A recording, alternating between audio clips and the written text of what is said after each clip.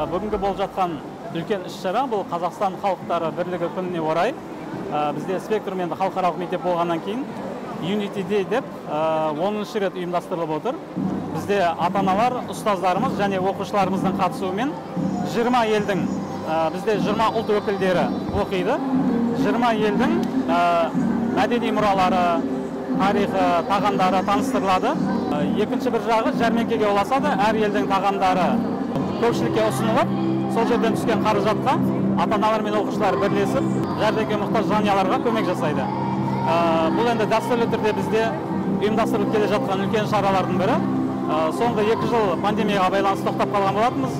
Осы жылы мега ойын-сауық орталығында қайтадан қолға алып отырмыз.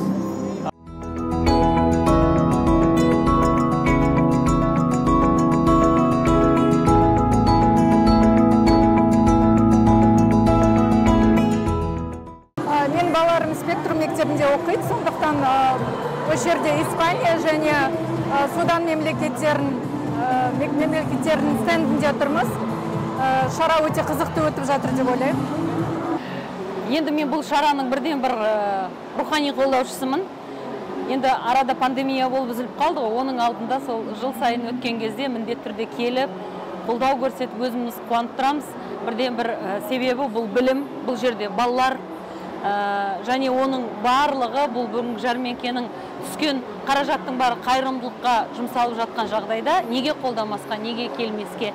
Және де мына Спектрум халықаралық мектептің бұл өте жақсы бір идеясы, өте бір игі іс былай айтқанда. Сол себепті біз қашанда қуанамыз, тек қолдаймыз, шын жүректен құттықтаймыз. Өздеріңіз көріп тұрсыздар, лықа тола жәрмеңке өзінің бір қызу, нағыз бая қоянды жәрмеңкесі секілді қызу, халық та көп, жаңағы жәрмеңкеге қойылған барлық тауарлар да көп, балалардың, ата-аналардың, ұстаздардың өз қолынан жасалған бұның барлығы, яғни жүректен істелген дүниенің барлығы жасалған бүгін халықтың ықыласына, пейіліне сұнды деп ойлаймын.